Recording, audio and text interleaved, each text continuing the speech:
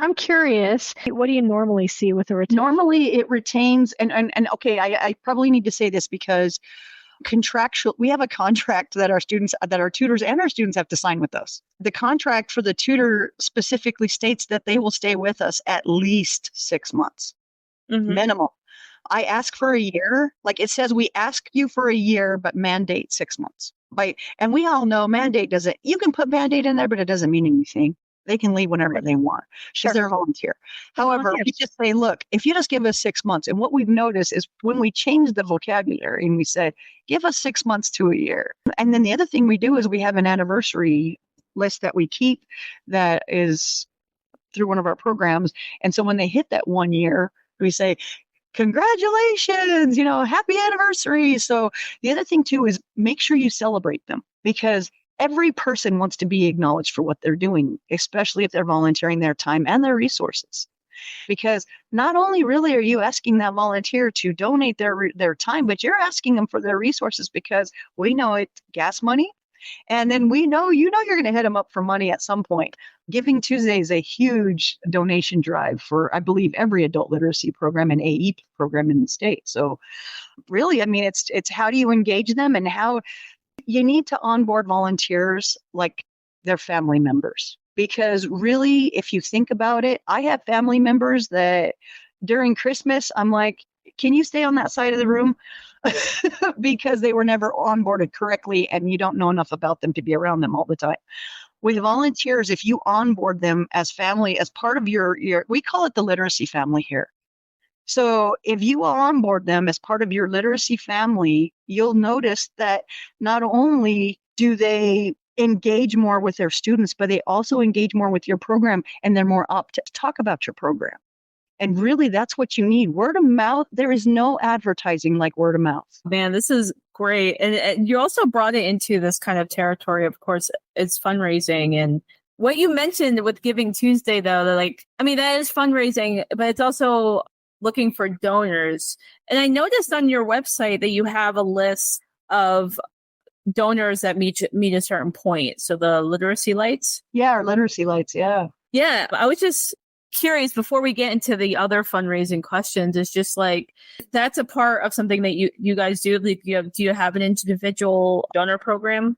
Yeah, that literacy light is it means that they've met the $10,000 threshold or more. I was talking earlier about the students being isolated. We know that the tutors were also isolated, right? The reason we started the literacy light and the literacy family really is because so many people were separated for so long. And you really have to look at this. People want to be part of something. They don't care what it is, but it's that camaraderie. Human beings need that camaraderie. We just do. One of the biggest things I can tell you about volunteers, fundraising, any of that sort of thing. So I have a pretty extensive background in marketing, just so you know. I was a sales rep for 15 years. My big thing is, and I've always felt this way, you can't force anything down anyone's throat and expect them to accept it. You have to look at people for people, and you have to humanize what you're doing. No matter what you do, you have to humanize it, whether it's fundraising, whether it's teaching, whether it's tutoring. It doesn't matter what we do. It's kind of like what we're doing right now. It's like what you said. What you did is you humanized this podcast. It's a camaraderie we have because there's 3 of us here sitting here talking. Giving Tuesday is about that camaraderie we have for people who want a better life, who want a better community. The whole premise for Giving Tuesday was, how do we bring humanity back to giving? Because really, at one point, it was kind of forced on us. You were at a job. They said, "Oh, you have to give to this organization because that's what we do as at this place that you work at as an organization gives as a whole. So you have to give." But I think that took the humanitarianism out of it, and so we have to get back to that. Really well put, Cyndy. This has been incredible so far. I know you're like, well, I'm just going to wing it. You're winging it amazingly. Yeah, it really is amazing. I love the direction it went. You're very charismatic individual. Thank you. But let's switch gears. Jamie had a few questions about fundraising. So Jamie, you want to jump in Yeah, that. absolutely. And again, this is a really great segue because, donorship is one type of fundraising and the large fundraising events is another type. And Reed West just happens to be very adept at both. And so I was just wondering if you could share one of your successful large fundraising event experiences with us. Yes, Bowling for Literacy is a tradition that we've had for 27 years here at Reed West. It has been tweaked over the years. Like I said earlier, when I took over, I kind of changed a little bit of everything. But really, let me just say this, fundraising, large events, if you are going to fundraise, please organize your help first. I don't care what else you do, organize your help first. You need to know who's going to help you do whatever it is that you need to get done.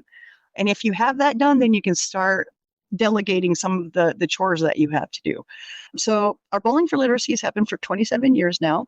Like I said, get your get your friends first. And then the other thing too is, what is it that you really want out of this? And I will tell you that Bowling for Literacy for me is always in 3 stages. There are 3 stages that I always look at for success.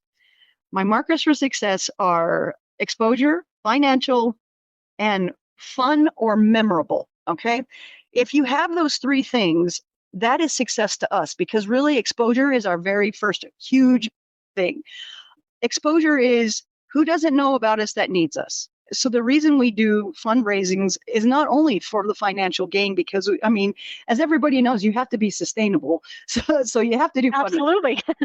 yeah. Too. So, but really, look at it for what it really is. It's the exposure that you're really after, because exposure really is money if you think about it. If you could get people to look at your organization for all the wonderful and awesome things that you do, should you really have to go out and go, these are the awesome things we do, give us money? That shouldn't happen. It should be, here we are.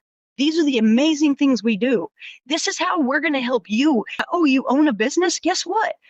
It's kind of like McDonald's. McDonald's helps us sponsor our Bowling for Literacy. We say, listen, send us your employees. We'll teach them how to speak English. We'll teach them how to read and write. We'll teach them these things. We'll do it for free. Support us. We'll support you. It really should be a give and take in this community. And I feel it really is a give and take once they know what you do. So the exposure really is the most important thing. And then, of course, second is going to come your financial responsibilities that you have, right? So financially, you need to look at this, not only financially, what are you going to bring in? Financially, what are you putting out? Right. Because we know opportunity costs, right? Opportunities cost us no matter what. The opportunity cost for advertising, for whatever it is that you do. So really, financial it kind of goes both ways, because we know sometimes you have to spend money to make money. In this day and age, it's so hard to get free money, if that's even a thing. So, and then the other thing too is fun and memorable. What will be fun that's memorable? And the other thing too is, what can you give them to take away from that fundraiser? You have to have something they can have that's tangible in their hand. It could be some little tchotchke or whatever. But the funny thing is what you'll notice, people don't really throw those things out. They probably should, but they don't. So this year, I'll just give you an example. This year, for our 35th anniversary, we're doing Reed West mint dust in these little tiny bottles that you can get. And really, you put that in there and it says, thank you for celebrating with us, Reed West Adult Literacy Center. And believe it or not, you would not believe the people I've had come up to me going, oh, that's going to be our mints? Oh, that's awesome. And it's just that little tiny tchotchke that they take away from them. And believe it or not, because it's so cute, people probably won't throw those away. Right. And that is their little reminder. Yep. And what does it say on it? It says Reed West on it. So, it's something, what stays in the forefront of their mind, because people don't want to remember the bad times. They want to remember the fun and exciting times, right? So that engagement. Absolutely. Yeah. Yep. Yeah. And as someone who did participate in Bowling for Literacy with, the Propel team.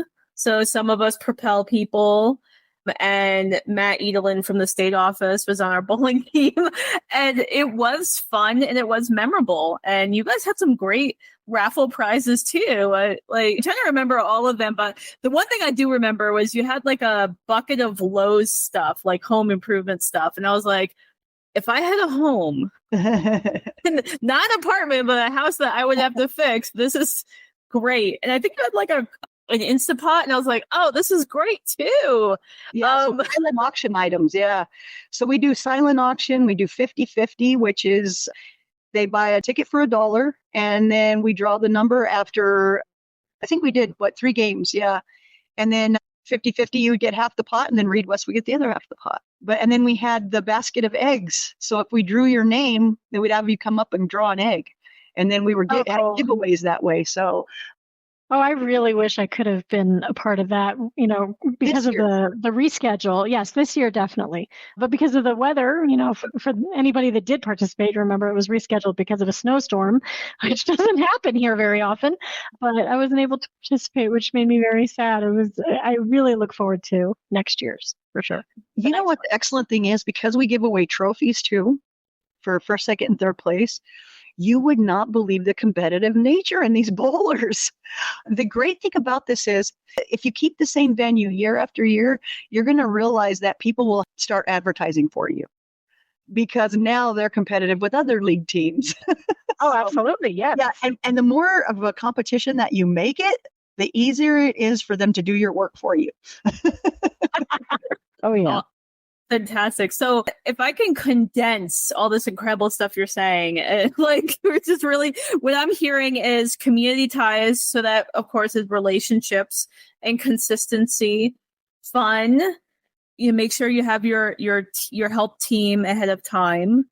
I'm also hearing just really diversifying the kind of giveaways and the events and the prizes.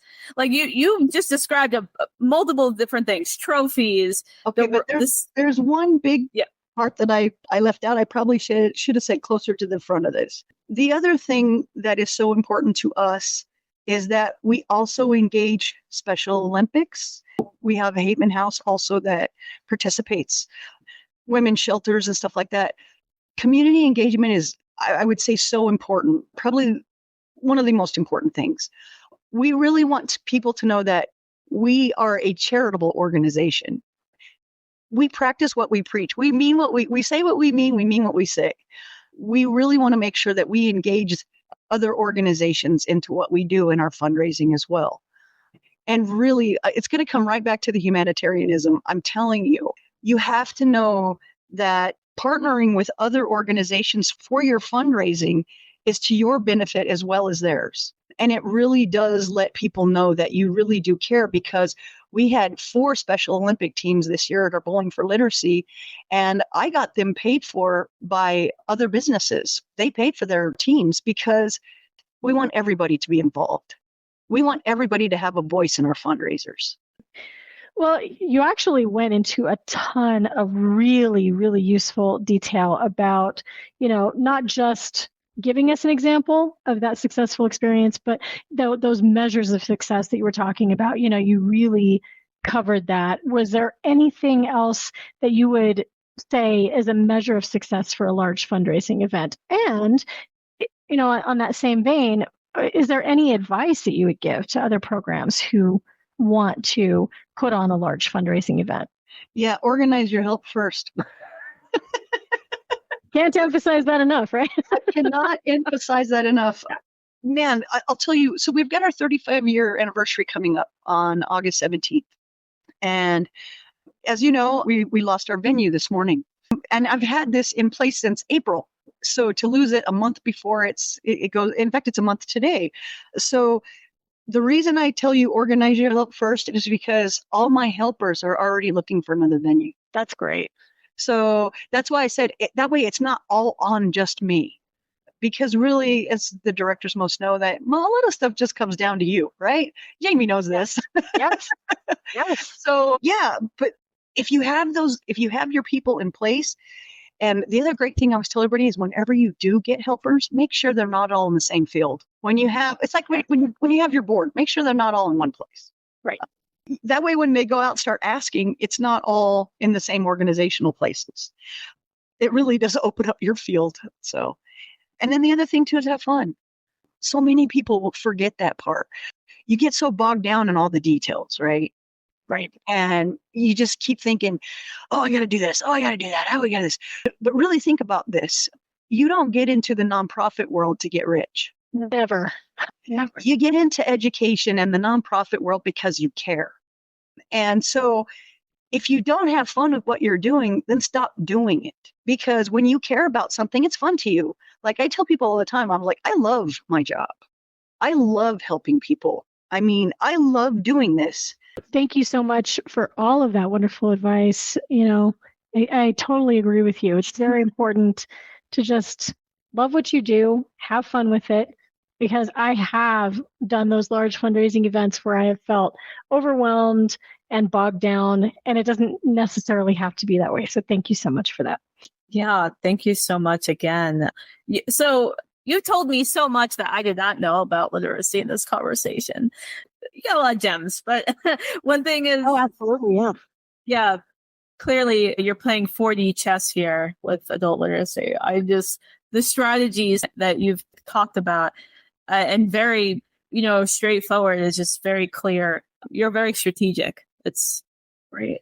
But so what is one thing people might not know about adult literacy? That it's for everyone. I'm going to tell you a story, a little quick one, if you don't mind. So we have a woman that comes here. She has a PhD, but she never learned English to the degree that she wanted to learn English, and was always too embarrassed because she had a PhD to come learn English. She calls it proper English. So she felt her mechanics, her grammar weren't where she wanted them to be. And so it took her about 5 years to get the guts to come ask for help to learn English to the degree that she wanted to learn English. And I said, like I said in the beginning, adult literacy is for everyone. Do you need to learn better English? Do you need to learn to read and write better? Do you need to learn better math skills? Do you need to learn computer literacy? I have to tell you right now, in our computer literacy class, one of our tutors is in our computer literacy class. So it is for everyone. It doesn't matter what you need help with. We help people get their driver's licenses. We help people with their citizenship tests. We prep people from paperwork all the way through interview for their citizenship. It is for everyone. Adult literacy means if there is something that is bothering you about your literacy, or you have a literacy goal you haven't met yet, then we're for you. The other great thing is we're a free service and you can meet online. And the other great thing is we partnered with Comcast this year for low internet rates. So $10 a month. And then we partnered with St. Felix Pantry across the street. So if you're having problems with paying your utilities, or if you need help paying your online subscription because you need to go to school online, they will pay it. So it really is your partnerships. Adult literacy depends so much on our partnerships. I mean, Reed West recently partnered with YDI to be able to get even a little more assistance for our students. Adult literacy is the stepping stone for people who want to continue their education. That's great. Really well put. I cannot say that enough. I always like asking our participants this question of, what is one new project or upcoming project that you are excited about and would like to share? Oh, thank you so much. This is my favorite part right here. So Reed West just took on Cell Ed. Cell Ed is a mobile app. It's to learn important skills for everyday life, including language, math, citizenship, digital skills, and more. It does not require Wi-Fi, and it won't use your data. The really awesome thing is it's an application that can live on your phone, that is interactive, so you can learn these things on your phone if you don't have time to meet a tutor. The reason we took Cell Ed on is because we have so many students on hold, and I needed something to get them engaged before we could get them a tutor. So I thought Cell Ed would be a fantastic way for our students to learn. I mean, they can use their WhatsApp app. They can use a regular phone. They can use a computer. I mean, it's so great. It builds skills for life and work. So skill building, reading and writing, work ready skills, digital skills, math skills, early childhood development skills, citizenship, educational opportunities like STEP, business skills and managing money. I was like, this is exactly what we need. The other fantastic thing about Cell Ed is our students have a coach through Cell Ed, so they don't have to contact us every time they need help. They contact Cell Ed. That's great. Isn't that awesome? Wow. Yes. That's so cool. Yeah, I was, now that you mentioned it, I was like, I was looking at this platform a couple of years ago. I was like, this sounds familiar. I definitely had heard of CellEd before. And I know that the state was at one point even trying to get this for the literacy programs for free as part of a research project that did not, unfortunately, get accepted. But I am so excited that you invested in that. And I really look forward to hearing more about how that goes for your students, because I think that is a fabulous addition. The department actually allowed us to fund this year. Yeah. So yeah, we were very excited to be able to do it because it's not a cheap program. Right. It's a program, but what we just want to see. I mean, you have to know something about, and I know I'm speaking to the choir, but I'm going to say it out loud. Adult education and adult literacy, we are student-centered programs. Whatever we can do to progress our students, we will do 100, even if it means deterring, to the detriment of staff. And I know it's for everyone, so I know I'm speaking to the choir whenever I say it, but it must be said. Absolutely. Yeah, absolutely. And I'm really excited to hear about how this program, I hope it works out for you guys, because I'm fascinated by the technology as well as what new tools people are using. So maybe at some point we'll reach back out and just do kind of maybe a reflection on how that goes and if this is something that other programs should look into in addition. So Cyndy, this has been an absolutely fantastic conversation. Thank you so much for your time and your energy and your experience and your drive are truly inspiring. And I feel so lucky to be able to have that time with you today. So thank you so much. Yes, thank you. Really, thank you so much for having me, and thank you for being the eyes, ears, and mouth for adult literacy. Connect with Adult Ed, the NMEA podcast, is a project of the Propel Professional Learning System and is funded by the New Mexico Higher Education Department's Adult Education Division. Thank you for listening.